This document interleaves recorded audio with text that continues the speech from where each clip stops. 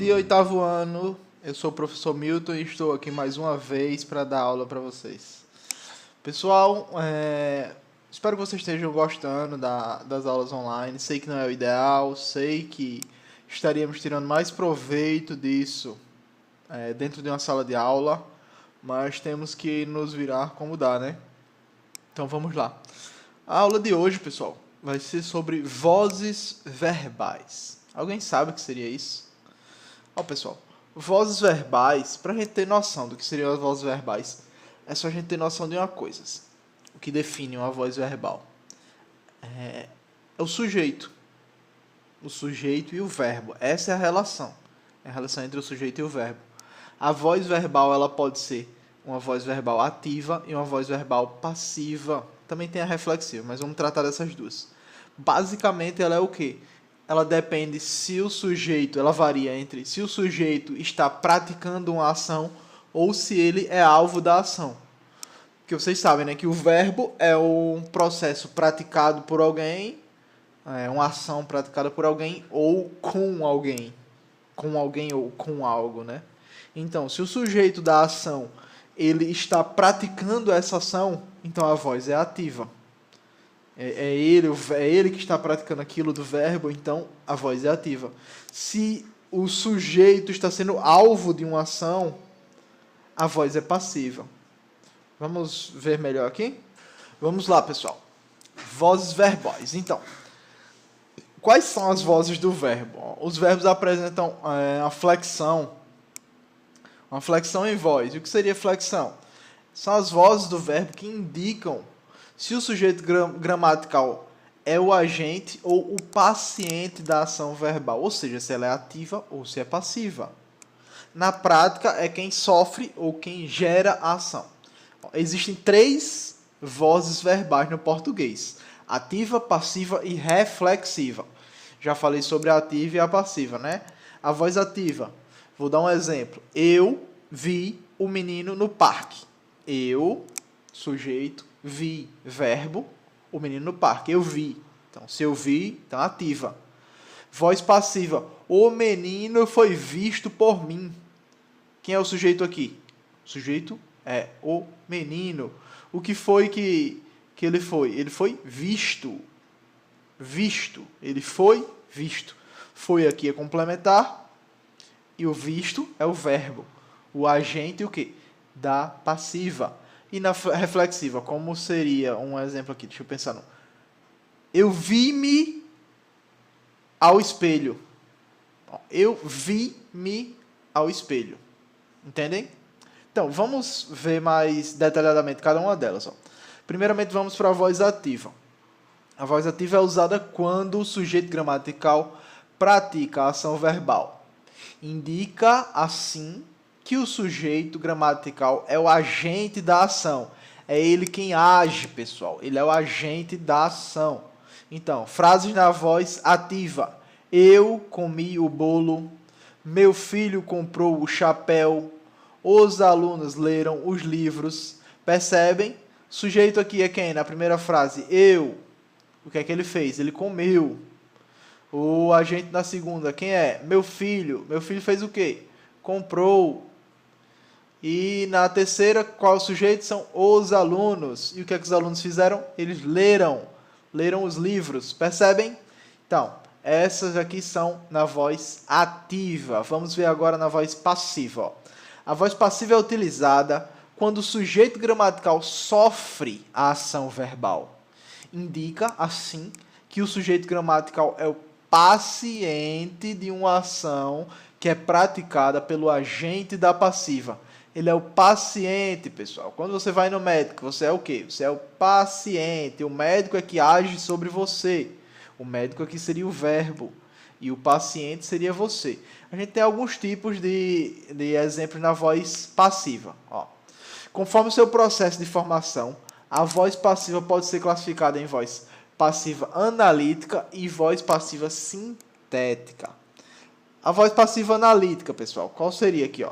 Na voz passiva analítica, as frases apresentam a seguinte estrutura: sujeito paciente, mais verbo auxiliar, mais particípio, mais preposição mais agente da passiva. Essa é a estrutura dela, é assim que ela se estrutura. Vamos ver aqui o exemplo. Ó. O bolo foi comido por mim. Quem é o sujeito paciente aqui? O bolo. Qual é o verbo auxiliar? Foi.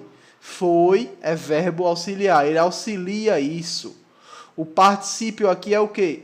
É exatamente o verbo na passiva. É ele. A voz passiva aqui é chamada de particípio. Ó. Comido, o bolo foi o quê? Foi comido. É esse verbo passivo. O bolo foi comido. O chapéu foi o quê? Comprado. Percebem? E no final é o agente da passiva, ó, que é quem fez a ação. O agente da passiva é quem seria o médico nessa ação, né? Ele é quem está fazendo essa ação.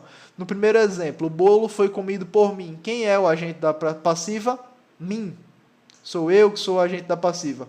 O por aqui é uma preposição. Percebem que a estrutura delas continua a mesma, ó. Todas elas, ó. O chapéu foi comprado pelo meu filho. O chapéu, sujeito paciente, né, o sujeito da passiva. Foi é o verbo auxiliar. Comprado é o particípio. Pelo é a preposição. E meu filho, agente da passiva. O outro exemplo. Os livros, sujeito paciente. Foram, verbo auxiliar. Lidos é o particípio, né? o verbo na passiva, o particípio. Pelos, preposição. E alunos, o agente da passiva, que é quem pratica a ação. Entenderam? Então, a voz passiva sintética, na voz passiva sintética, as frases apresentam a seguinte estrutura. Ó. Essa daqui é a sintética, ali é a analítica, essa é a sintética. Vamos ver. Ó. Verbo transitivo, pronome se e o sujeito paciente. Ó. Comeu-se o bolo. Comeu-se, comeu é o verbo, né? O verbo transitivo. Comeu o quê? Comeu-se o bolo. Alguém comeu o bolo. Ó. Comeu é o verbo transitivo, o pronome ali é se, ó. E o sujeito paciente é o bolo. Comprou-se o chapéu. Mesma coisa. Ó. Leram-se os livros. Percebem, pessoal, como pode parecer difícil à primeira vista, mas é muito simples. Porque na passiva, na ativa, eu dei o exemplo que eu comi o bolo. Na passiva, o bolo foi comido por mim. As duas frases, as duas orações, têm o mesmo significado, têm o mesmo impacto comunicativo, comunica a mesma coisa, contudo, uma está na ativa, o verbo está sendo praticado por mim, a outra, o verbo, o bolo é que foi comido por mim. Entendem? Espero que tenha ficado claro. Se não ficou, lê de novo, escuta de novo a explicação, que vamos dar prosseguimento agora para a voz reflexiva. A voz reflexiva é usada quando o sujeito gramatical pratica e sofre a ação verbal. Indica, assim, que o sujeito gramatical é, ao mesmo tempo, agente e paciente da ação. Apresenta obrigatoriamente um pronome oblíquo reflexivo, o mi, ti, si, nós, vós e o si, que atua como objeto de um verbo na voz ativa. Então, a voz reflexiva é considerada recíproca quando estão presentes dois sujeitos que praticam e sofrem a ação um do outro. Para ficar mais claro, vamos aqui os exemplos. Mas, basicamente, é o sujeito que sofre e gera a ação ao mesmo tempo. Ele se feriu com a tesoura. Viram aqui? Ele se feriu com a tesoura. Ele praticou e sofreu ao mesmo tempo. Alimento-me sempre de forma saudável. Alimento-me sempre de forma saudável. Eu alimento a quem? A mim mesmo. Ou seja, eu pratico e recebo. Entende, pessoal? Ó, é só se ater ali, ó, ao pronome reflexivo. Ó. O me, o te, o se, o nós. Do mesmo jeito que veio aqui. Ó. Ele se feriu. Alimento-me. Percebem que como isso é utilizado? É isso que vocês têm que olhar. Se cair na prova para vocês identificarem a voz reflexiva, ativa ou passiva, é muito fácil de identificar, pessoal. Cada uma tem umas características muito únicas. A voz passiva na analítica tem aquela estrutura, o sujeito paciente, depois tem o verbo auxiliar. Se ligando nisso, vocês já sacaram tudo. O sujeito passivo, o verbo auxiliar e o agente da passiva no final. Então, isso aí é analítica, voz passiva analítica. Voz passiva sintética tem o verbo transitivo, tem o pronome se e tem o sujeito na passiva. O reflexivo é quem é ele, é só você sacar o pronome oblíquo reflexivo, ele vai estar aqui. Então, muito fácil, né, pessoal? Agora vamos ver sobre a conversão da voz ativa na voz passiva. E o que seria isso, pessoal? O que seria conversão, professor? O que seria isso?